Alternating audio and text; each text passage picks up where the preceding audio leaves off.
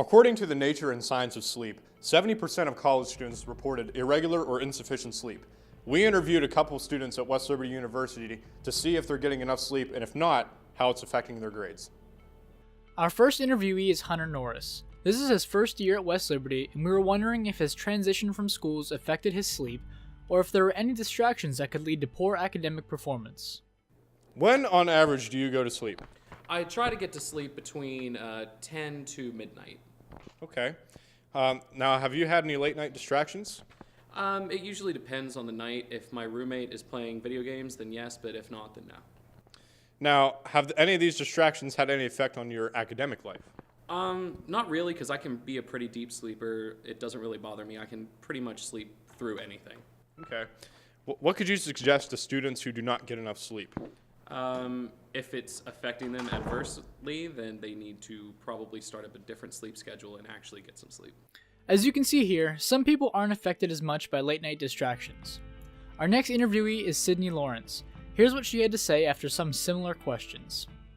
When, on average, do you go to sleep? Sundays, Tuesdays, and Thursdays I try to go to bed by like midnight, but on Tuesdays or on Mondays and Wednesdays for my Tuesday and Thursdays class, I usually try to go to sleep at like 1, 2 a.m. because I don't have to wake up early. Have you had any late night distractions? Netflix is my arch enemy. Now, have these distractions had any effect on your academic life? Not really, because I usually try to get all of my stuff done before I watch Netflix. What could you suggest to students who do not get enough sleep? Turn off Netflix on your phone and go to sleep. Put your electronics somewhere away from you. There you go. Distractions can come in many forms, like roommates to Netflix. All of these can affect sleep and cause students to not get enough. Our final interviewee is Zachary Hamrick. We asked him a few of the same questions to see if his first year at West Liberty has been a difficult one. When, on average, do you go to sleep? I usually go to sleep around like 11, 12, but sleep only lasts for like 6 hours. Wake up in the morning, either practice or an early class. So around that time, yeah. Have you had any late night distractions?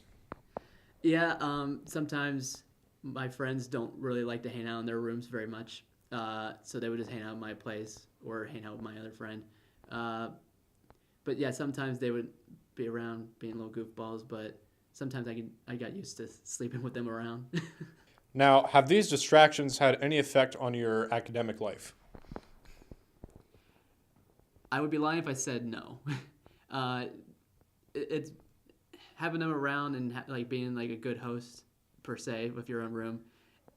It does become distracting at some points, and it does kind of affect your sleep and when you wake up. And I wondered if they didn't show up as frequently, if my sleep would be better or worse. Unless I know the other side, I can't make a defined answer at that point. What could you suggest to students who do not get enough sleep?